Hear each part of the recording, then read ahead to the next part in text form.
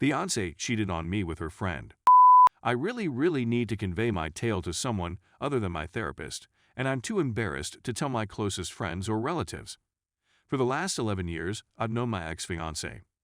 We dated on and off for the first 5 years while I was on active service, and we had been together for the final 6. At the conclusion of my active duty, she expressed interest in entering a branch of service, and I backed her choice by ensuring she was adequately equipped.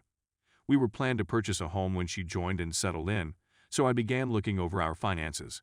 We were able to pay off all of our outstanding debts and improve our credit ratings to near perfect levels as a result of their efforts.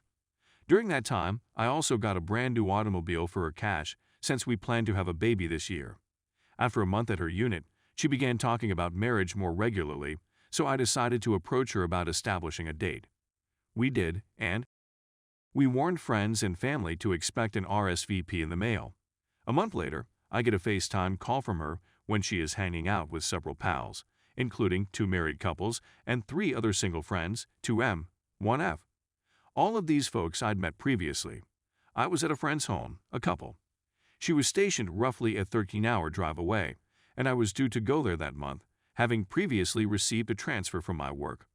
During the call, when she was going around having me welcome everyone, one of the single guys grabbed / hugged her very inappropriately while welcoming me, which my buddies also saw embarrassing. They waited until the conversation finished before asking whether I had observed anything unusual. Yes, I saw, I said. I drove up a few days later to relocate some belongings. I took up her phone to make a call since it was within arm's reach. The password had been reset, and for the first time in 6 years, it was set to Do Not Disturb. I disregarded it at first since I assumed I was simply thinking about everything in my thoughts. Later that night, when I asked, she became really defensive. I was not confrontational. There were several additional little indications that something was wrong. That night, I think we were both unaware that she was already pregnant for the guy. I told her the following day that there are a lot of problems we need to work out before we get married and advised counseling. Did not go well. I returned home after packing my belongings. For some reason, I felt disgusted the whole time I was there and chose to leave.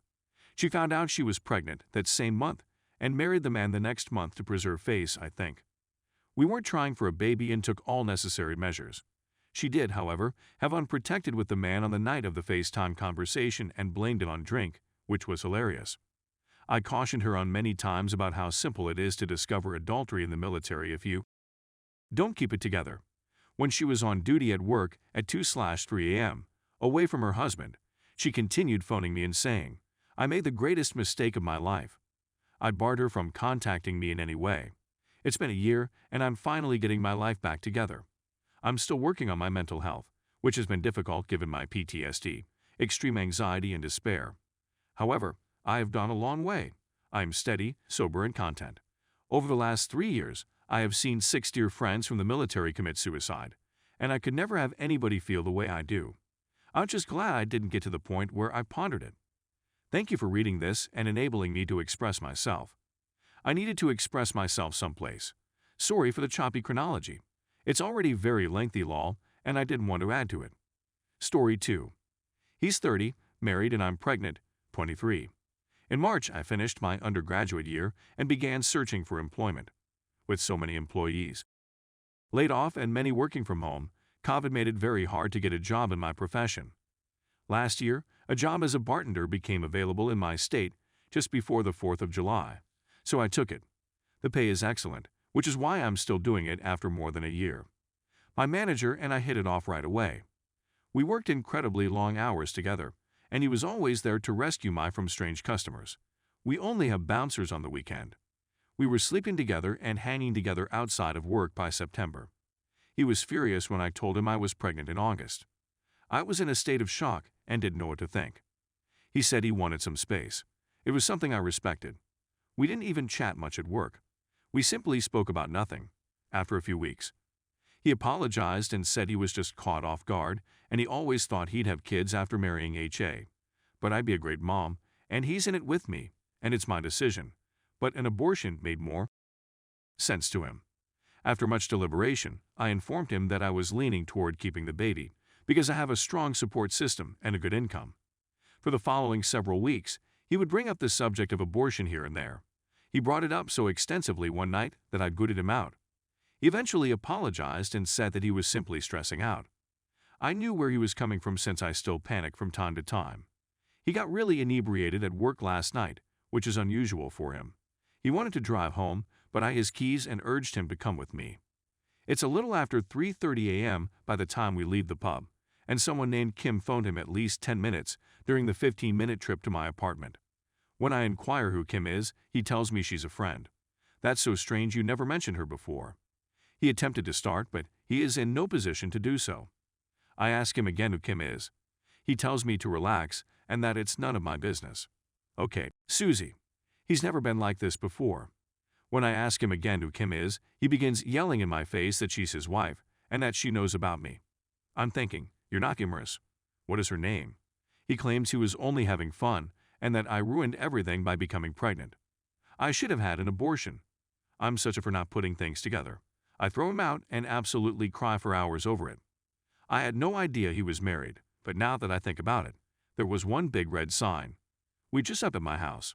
He informed me his roommate had an autoimmune illness and had to wear a mask while he was there, so he couldn't have visitors.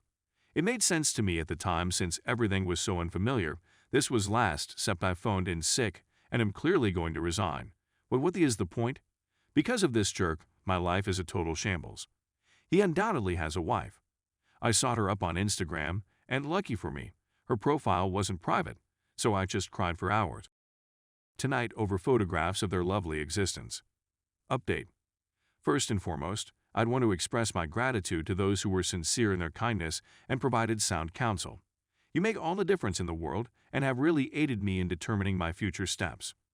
To the people who were incredibly nasty, calling me names, telling me I was stupid, poor, wanted to break up his marriage, forced him to come home with me, that I'm treating a child like a pet, that I'm forcing my mother to raise my child for me and so on, I truly hoped something like this, maybe not a pregnancy, but something where you're completely beside yourself and need help processing it before talking to anyone in your real life, does not happen to you and you are met with if I were a lesser person or had a mental disease. I know I would have been okay after reading 3/4 of the comments I read today. Behind this screen, I'm a real person. Words have repercussions. Consider long and hard before making a statement to someone, and ask yourself whether you would accept that advice if it was given to you. I'm not looking for a pity party. I believe I said in my OP or in the comments that I'm somewhat to blame. It takes two to tango, but I was always honest and accepted him at his word. This was not a one-night stand. It lasted over a year. I thought I knew him, but many others in the comments were correct. I just knew him as he portrayed himself. I also said unequivocally that I do not want an abortion, and the number of individuals urging me to have one is astounding and revolting. I will not be intimidated into doing anything by strangers on the internet or by him. Yes, he had indicated his wish for me to have an abortion, but when I retorted, he would typically drop it and say something to the effect that he is terrified or that it is my decision. Again, I never really put it on the table, and I did ask him when I first found out since I had considered it myself, and it told me he wasn't ready to speak about it and needed time. He could have spoken out at the time, but he decided not to. I also phoned into work today and spoke with my supervisor, aka the owner. He questioned whether it had anything to do with my boss drinking at work, and if he had damaged me. He was unaware of our relationship. He said he had a couple calls from regulars who were worried about him, and I told him everything, and he was stunned to say the least. He informed me he had already spoken to him earlier in the day and urged him to take a few days off since his wife had discovered he was cheating on him, but he had never suspected it was with me. My owner was really kind and advised me to take a few weeks off to myself to figure things out, and that he would love to have me back, but I wouldn't be working on the same days as my boss. I said that I wanted some time to think about it. And no one informed me that he was married. They lost a lot of their crew when they were shut down for 3-4 months last year and have been having difficulty hiring anybody. Apart from him, just one other person has returned, and she is a cook who does not speak English well. I also drove to my parents' home, where I am remaining today, and chatted with my father. He's a crim lawyer, and he offered me some advice and called one of his family law buddies, so I'm going to meet with him on Tuesday. They're off tomorrow for the holiday, and try to straighten things out. My father also offered to let me relocate to my parents' vacation house in Colorado, which is a long distance away, and start over without him, but I clearly wouldn't be able to do so. He'll also phone some friends tomorrow to see if he can find me a position in my profession away from him. I also want to emphasize that my parents were aware of the infant before to this and had met him many times. My mother agreed to care the kid while I returned to work since we would both be working. I never made her have the baby, she offered, since she is expecting her first grandchild. She is overjoyed, well, not now.